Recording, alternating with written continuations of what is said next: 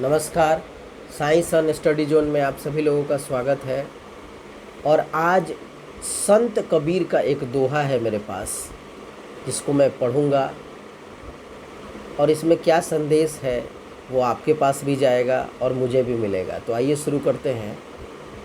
माखी गुड़ में गड़ी रहे, पंख रहे लिपटाए, हाथ मले और सिर धुने, लालच बुरी बलाए। एक बार और पढ़ता हूँ। माखी गुड़ में गड़ी रहे, पंख रहे लिपटाए, हाथ मले और सिर धुने, लालच बुरी बलाए।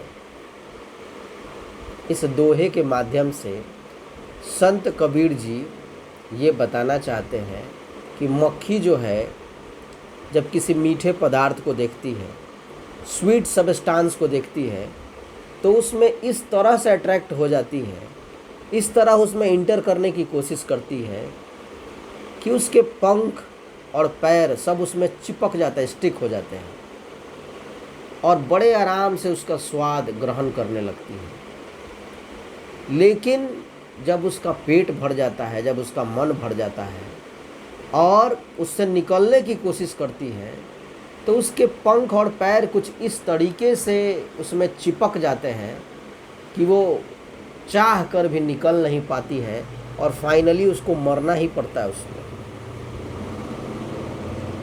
तो मानव को, इंसान को इसमें इस बात की शिक्षा देते हैं कबीर साहब कि बहुत ज़्यादा लालच करना उस मक्खी के जैसा हाल होने के बराबर है। तो इसलिए इंसान वही महान है, व्यक्ति वही श्रेष्ठ है जो परिस्थिति के हिसाब से अपनी आवश्यकताओं को घटाना और बढ़ाना जानता है। वैसे आदमी को कभी कोई दिक्कत नहीं होती है और ज़्यादा लालच करना बिल्कुल ही बुरी बात है। एक बड़ा ही खूबसूरत स्टेटमेंट है कि a poor man is not he who has little, a poor man is not who, a poor man is not he who has little, but he who wants a lot. एक बार फिर से कहते हैं, a poor man is not he who has little but he who wants a lot। यानी कहने का मतलब है कि गरीब वो नहीं है जिसके पास कम संसाधन है, वो गरीब नहीं है, बल्कि गरीब वो है जो बहुत अधिक प्राप्त करने की इच्छा रखता है। क्योंकि इच्छाएं जो है वो अनलिमिटेड है,